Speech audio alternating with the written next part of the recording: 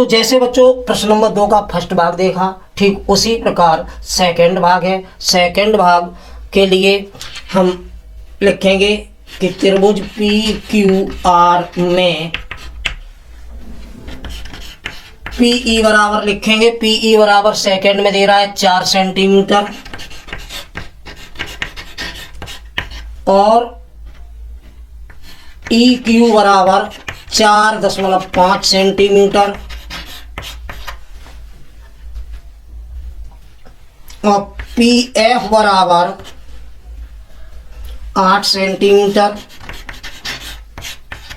और आपका बच्चों एफ आर बराबर दे रहा है 9 सेंटीमीटर।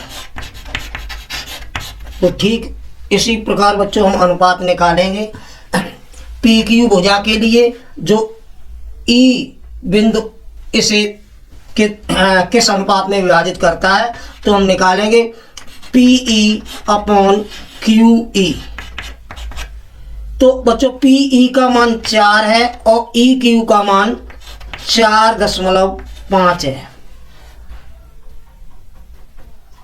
इसे हम बच्चों हल यदि करते हैं तो हम देखते हैं कि हर में दशमलव के बाद 1 अंक है, इसलिए अंश में हमने 10 का गुणा कर दिया, तो ये 40/45 हो जाएगा। बच्चों ध्यान रहे 10 का गुणा हमने दशमलव खत्म करने के लिए किया है, तो इसका मान आ जाएगा आपका, इसे 5 से काट देंगे, 5 अट्ठे 40 और 5 निम 45, यानी कि 9/8/9 सेंटीमीटर हो जाएगा। अब हम देखते हैं कि P F upon F R, P F upon F R बच्चों, तो पी एफ का मान 8 है और एफ आर का मतलब 9 है, तो इसे इतना ही अगर लिख दें तो हम ये देखते हैं कि P E upon Q E का मान 8/9 है। वही मान हम यदि दूसरी भुजा P F upon F R देखते हैं, उसका मान भी 8/9 है। तो हम लिख सकते हैं कि त्रिभुज पी क्यू आर में पीई समानांतर पीई अपॉन ई क्यू और बराबर P F upon F R, इनका अनुपात दोनों का बराबर आया है। तो नीचे लिख सकते हैं अतः क्यू आर समानांतर ई एफ है। बच्चों ध्यान रहे यदि प्रश्न में कह रहा है ये समानांतर है तो इनका अनुपात बराबर होगा, और प्रश्न में जब ये पूछ रहा है कि ये समानांतर है कि नहीं तो हम अनुपात निकालेंगे। अनुपात यदि बराबर आते हैं तो समांतर होगा, अन्यथा नहीं होगा। तो बच्चों इस प्रकार आपने प्रश्न नंबर 2 का सेकंड भाग देखा। तीसरा भाग आप एक्सरसाइज के तौर पर आपके लिए है, आप उसे हल करेंगे। यदि कोई समस्या आती है तो आप हमें कमेंट करेंगे, हम उसका सॉल्यूशन अवश्य भेजेंगे। बच्चों अब देखते हैं प्रश्न नंबर 3। प्रश्न नंबर 3 में कह रहा है कि आकृति में यदि एल एम समानांतर सी बी और एल एन समानांतर सी डी हो तो सिद्ध कीजिए कि A M upon A B और बराबर A N upon A D है। बच्चों चित्र दिया गया है, चित्र के अनुसार देखिए इस प्रश्न को कैसे हल करते हैं। तो बच्चों चित्र आपका दिया गया है, 2 संलग्न त्रिभुज हैं, एक हमारा ए बी सी है और दूसरा ए डी सी है। इसमें ये कह रहा है कि ए बी सी के समानांतर एम एल या एल एम है, और इस त्रिभुज के लिए कह रहा है कि डी सी समानांतर एल एन है। तब सिद्ध कीजिए कि ये इस भुजा का अनुपात बराबर इस भुजा के अनुपात के है कि नहीं। तो इसके लिए हम इसे हल करते हैं, और हल करने के लिए हम सबसे पहले लेते हैं त्रिभुज ए बी सी में। त्रिभुज ए बी सी में यदि ये जो प्रश्न में कह रहा है यदि एम एल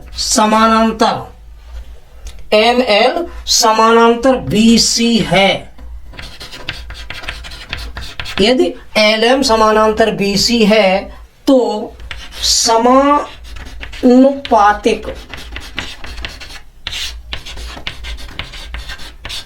प्रमेय के अनुसार,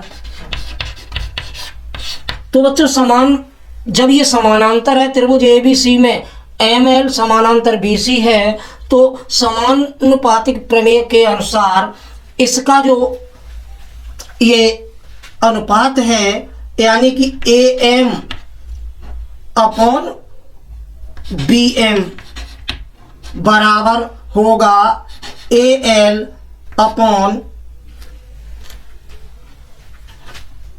CL या LC के। इस प्रकार बच्चों ये समीकरण 1 हो जाएगा। अब हम देखते हैं कि त्रिभुज ADC में यदि AN LN समानांतर CD है तो समानुपातिक प्रमेय के अनुसार समानुपातिक प्रमेय के अनुसार बच्चों हो जाएगा त्रिभुज ADC में AN अपॉन ND बराबर AL अपॉन CL। इसे बच्चों सेकंड दे देंगे। तो हमने ये देखा कि दोनों त्रिभुजों में जो हमारा AL अपॉन CL दोनों में ही आया है, क्योंकि ये भुजा जो थी दोनों त्रिभुजों के लिए उभयनिष्ठ थी। तो हम कह सकते हैं कि समीकरण फर्स्ट व सेकंड से हम देखते हैं कि इसका दायां पक्ष जो है बराबर है। अतः हम ये कह सकते हैं कि AM अपॉन BM बराबर AN अपॉन ND या DN। तो इस प्रकार बच्चों हमने देखा प्रश्न में जो कहा गया था कि त्रिभुज ABC में LM समानांतर BC है, और LM समानांतर जब बच्चों BC है तो समानुपातिक प्रमेय के अनुसार हमारा AM अपॉन BM और AL अपॉन CL आया है। इसी प्रकार जब त्रिभुज ADC की बात करते हैं और उसमें ये कह रहा है LN समानांतर CD है, तो समानुपातिक प्रमेय के अनुसार हम दूसरे त्रिभुज में देखते हैं कि AN अपॉन ND बराबर AL अपॉन CL। इन दोनों समीकरणों से हमारा ये निकल के निष्कर्ष आया है कि तो AM अपॉन BM और बराबर AN अपॉन ND है, जो कि हमें प्रश्न में कहा गया था सिद्ध कीजिए कि ये है कि नहीं है। तो बच्चों यहाँ इस प्रकार हम यहाँ तक पहुँचे हैं। इसे हम ये भी लिख सकते हैं कि BM अपॉन AM और बराबर ND अपॉन AN। बच्चों हमें पूछा गया है कि यदि ये समानांतर हैं तो प्रश्न में कहा गया है AM अपॉन AB और बराबर AN अपॉन AD। तो वहाँ तक पहुँचने के लिए बच्चों यहाँ दोनों पक्षों में एक जोड़ने पर तो बच्चों हम जब दोनों पक्षों में एक जोड़ देंगे तो हमारा अगला स्टेप होगा BM अपॉन AM प्लस 1 और बराबर ND अपॉन AN प्लस 1। तो बच्चों यहाँ आगे स्टेप में AM लघुत्तम ले लेंगे तो हमारा हो जाएगा BM और plus AM, BM plus AM upon AM और बराबर यहाँ पर AN जब लघुत्तम लेंगे तो AN तो हर में हो जाएगा और आपका ND और प्लस AN। तो बच्चों जब हमने लघुत्तम लिया तो हम यहाँ तक पहुँचे। अब हम देखते हैं BM प्लस AM, BM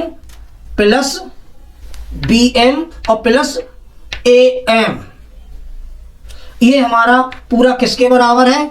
तो बच्चों हम देखते हैं ये AB के बराबर है अपॉन AM और बराबर जब ND यानी कि ND और प्लस AN तो ये बच्चों पूरी AD के बराबर है और अपॉन AN तो इस प्रकार हम अब इसे फिर इस प्रकार लिख सकते हैं कि A M upon A B बराबर A N upon A D, जो हमें सिद्ध करना था। नीचे लिख सकते हैं हम बच्चों, यही सिद्ध करना है। तो बच्चों प्रश्न नंबर 3 आपने देखा। प्रश्न के अनुसार हमने किस प्रकार हल किया, पूरा प्रश्न आपके सामने है।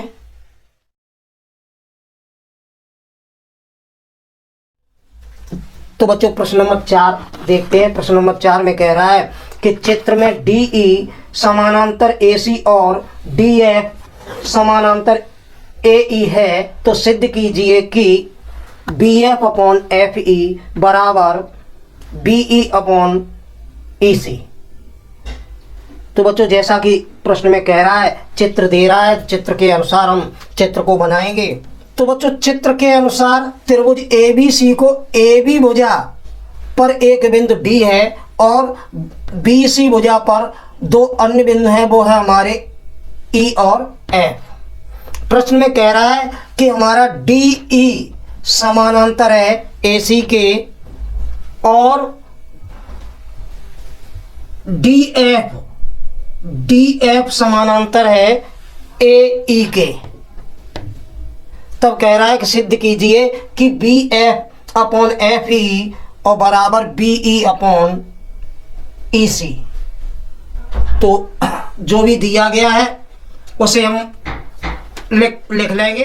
ज्ञात है हमें डी ई समानांतर ए सी और डी एफ समानांतर ए ई। सिद्ध करना है बच्चों, सिद्ध करना है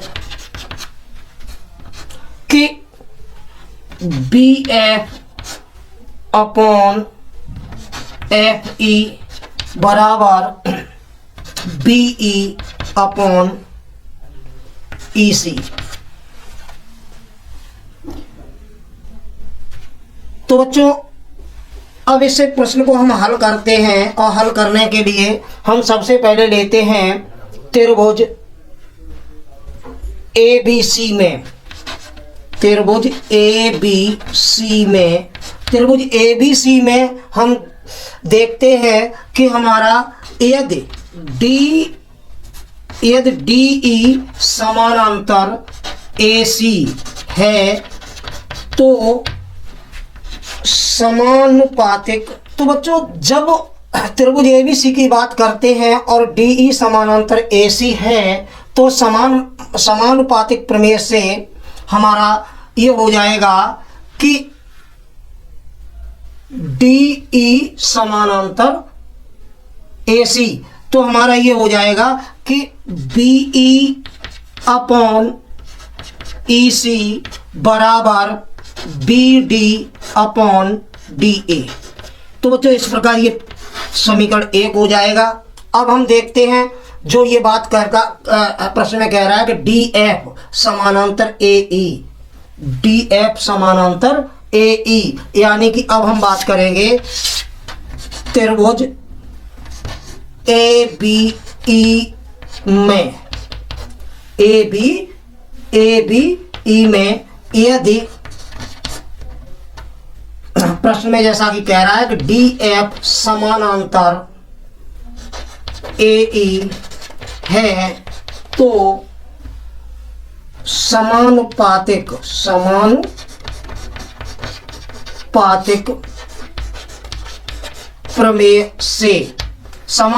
प्रमेय से हम देखते हैं कि B F upon F E बराबर B D upon D A. तो इस प्रकार बच्चों ये सेकंड हो गया।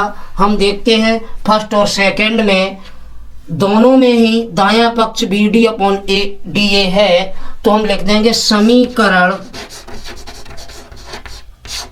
फर्स्ट व सेकंड से। समीकरण फर्स्ट व सेकंड से हम देखते हैं कि इनके दाएं पक्ष बराबर हैं, अतः हम लिख सकते हैं कि B F upon F E और बराबर होगा बी ई अपॉन ई सी। ये दोनों समीकरणों का मान बराबर ही है, अतः हम इसे लिख सकते हैं कि B F upon F E बराबर बी ई अपॉन ई सी। तो बच्चों इस प्रकार ये प्रश्न नंबर 4 आपका हल हो गया है। यही पूछा गया था, तो नीचे लिख सकते हैं यही सिद्ध करना था। तो इस प्रकार बच्चों प्रश्नावली 6.2 में आपने चौथा प्रश्न देखा। ठीक इसी प्रकार आपके 5वें, 6वें, 7वें और 8वें प्रश्न हैं। एक्सरसाइज तौर पर आप उन्हें हल करेंगे। यदि कोई समस्या आती है तो हमें कमेंट करेंगे, हम उसका सॉल्यूशन अवश्य भेजेंगे।